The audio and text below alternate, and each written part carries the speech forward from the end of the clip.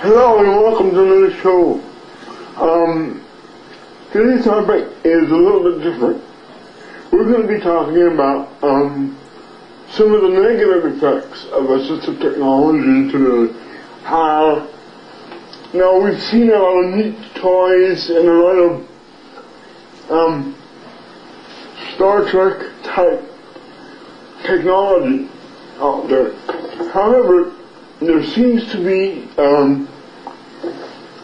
a user conflict, so to speak, between people actually using the technology for its originally used for.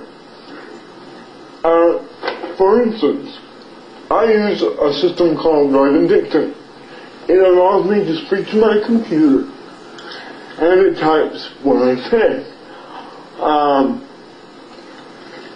However, there are some points where it misreads or it mishears what I say, and that's when I have to use my fingers, my index fingers, yes, to type.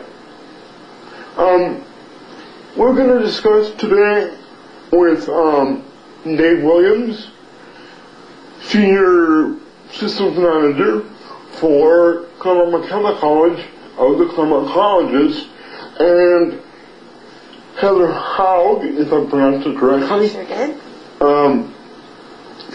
of the Center for Independence through Technology, located at California Centers for Rehabilitation in Pomona. Welcome. Thank you. Thank you. Well, my first question is, why do we use assistive technology?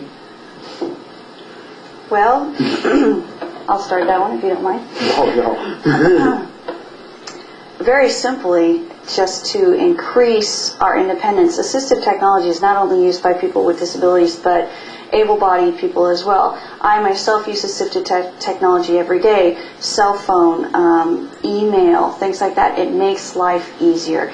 I'm able to be more independent through using assistive technology. Okay. We've seen a lot of neat stuff in the previous show, from speech recognition to thought technology. There seems to be a huge, and I'm talking huge, discrepancy between the actual usage of the technology. I believe it's 2/3 of all assistive technology that is bought today is not being used properly or not at all. Right. Why is that? I have a theory about this. We talked about this a little bit about the show. I have a theory about this, and maybe you probably have a theory as well. My theory is there is so much out there, and you go to a show, and those salesmen are going to tell you everything that they possibly can to make you think this is the product for you.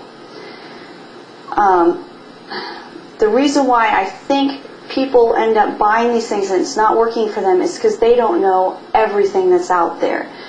They're buying what the salesman has told them they need. So in order for someone to end up with what they need is to talk to someone that knows everything that's out there. They know what it is that that person's needs are, what particular physical disabilities they have, what their daily activities are going to be that they're going to be needing this product for. And then that person that knows everything about all the technology out there can recommend the best piece of equipment. Because you're right, there are 10 different voice recognition software programs out there. Well, what's going to serve my needs the best?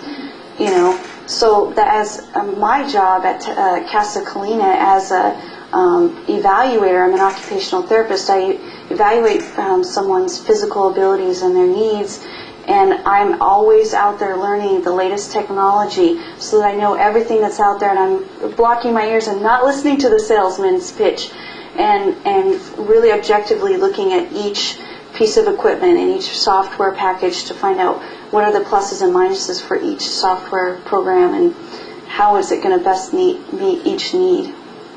So that's my theory as to why I think people are going out there and buying what a salesman's told them to buy, and it's not necessarily what they need.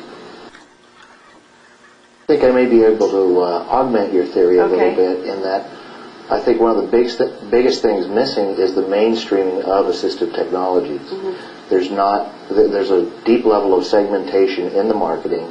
There's a deep level of segmentation in the supplying the disabled community with these products, and there aren't the technicians. There aren't the people who know these technologies who can assist people in their application.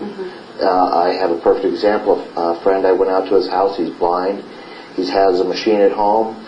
He wants to access the web. He has drag and dictate, but there aren't technicians that can come out to his house. He can't get away from his home, so his computer is literally a captive in his house.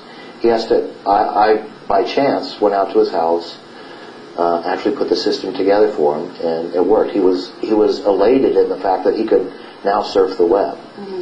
However arduous it might be for the abled, it's even more difficult if you have to rely on assistive technology. And I think we're missing a lot of the points where we can put together for people more mainstream product levels so that people can understand that, yes, these are available. Because we went to the Disabilities Expo, and it's relatively narrow. You go to Comdex or another big electronics industry show, you do not see these technologies there. Even though their applications are very similar, you will find assistive technologies either are derived from other technologies or they're created and then moved into mainstream technologies. There's not a synergy that ties these two together or a common effort to actually work with them. So you're talking about one piece of technology that works for both the able-bodied and disabled. Right. A pilot who trains with a heads-up display that might have an IR interface that reads the pupil on the pilot's eye so he can deal with instrumentation is a highly specialized piece of equipment. That same specialized piece of equipment in a production environment could be used in the disabled community. There's no tiering. There's no concept of actually taking a product that is developed in one area and applying it in another. There just aren't the people in engineering fields who are consciously aware of these kinds of applications. And students don't get this information in college. They're not taught to kind of take a broader view of how technology is implemented. They're just given basically the commercial view of what technology is. So it's a matter of logistics.